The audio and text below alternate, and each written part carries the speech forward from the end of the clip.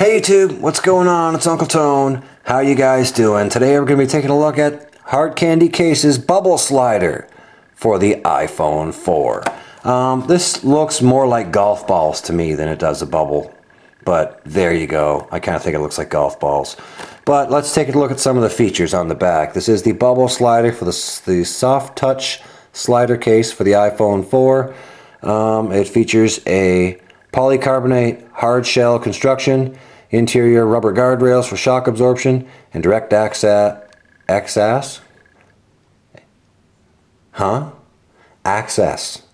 to all device features. Direct access to all device features. Come on, Tone. Try and keep up, okay? Sorry, guys. I'm having a little trouble talking today. But let's pop this open and see what we get inside. Cool beans. So inside, all you're going to get with this one is the case. No extras, no screen shields, no nothing like that, which is kind of a drag. I'll get to that in a second, especially the no screen shield part.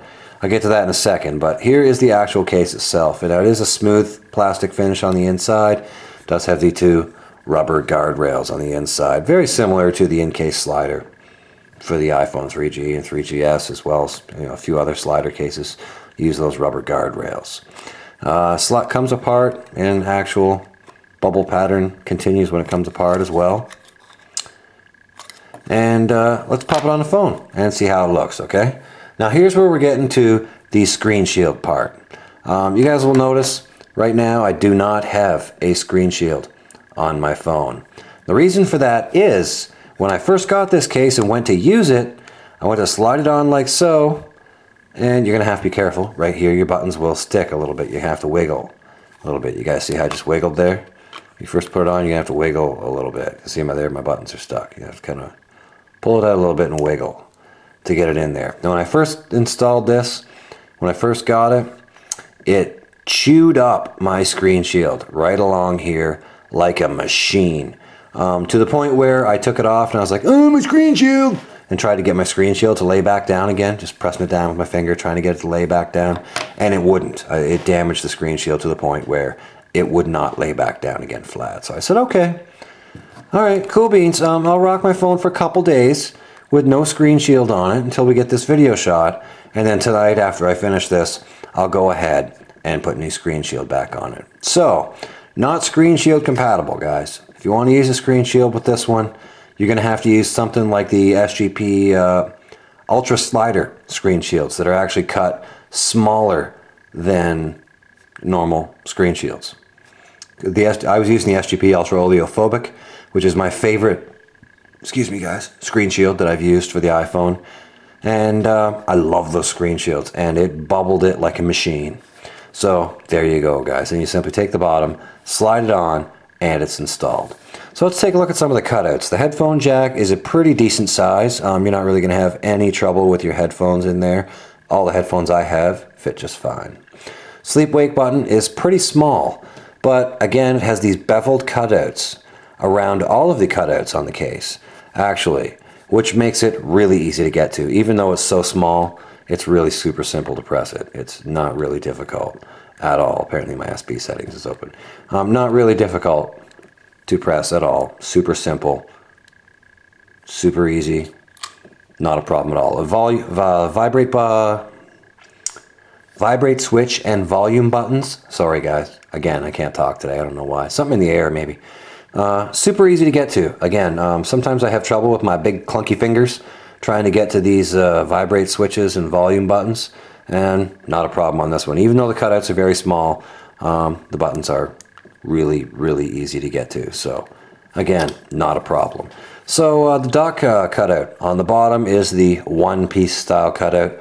Works with most of your cables, works with my Griffin cable, which is the largest third-party cable I have. Works just fine with it. Go ahead and plug that in there. There you go. Works just fine with it. Does spread it a little bit, but it does get in there and works just fine. Cool beans. So the only other problem I had with this case, guys, is taking it off. After I used it for a little bit, I went to take it off and I was like, holy cow, this thing is really hard to take off. The bottom is super simple. You wiggle it, bang, there you go. bottom comes off. The top, on the other hand, is ridiculous. Just to give you guys an idea, you grab the top here, grab the phone, and try and slide it off. And it's really hard to get off. You guys can see I'm pulling on it quite hard, and it's not really moving because of those two rubber rails. They're a softer kind of rubber. They're softer and stickier, and really, really hard to get off. I found the easiest way to take it off is to actually spread the case slightly, which may eventually result in damage to the case. I don't know. Probably.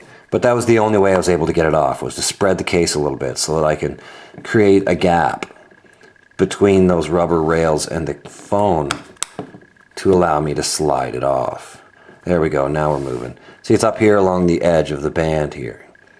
If you can spread the case to move it up onto the band, then you can get a hold of it enough to get it off. It is really, really hard to get off of the phone, which for me is a total fail. There we go, now it's coming off. Which for me is a total fail. A case should not be that difficult to put on and off. I suppose it's not a big deal if you're the kind of person that throws your case on, leaves it on for months. You probably won't care. But for me, somebody who changes cases fairly regularly, every few days at the most, usually I'm changing cases, it's a pain to try and get this thing off. So between the no screen shield thing, not being able to use the screen shield, and the case being so difficult to get off, it's kind of a fail for me, guys. I'll be perfectly honest with you. For $35, it would have been nice if Hard Candy Cases could have included a screen shield that works with this case. That would have at least eliminated one of my concerns.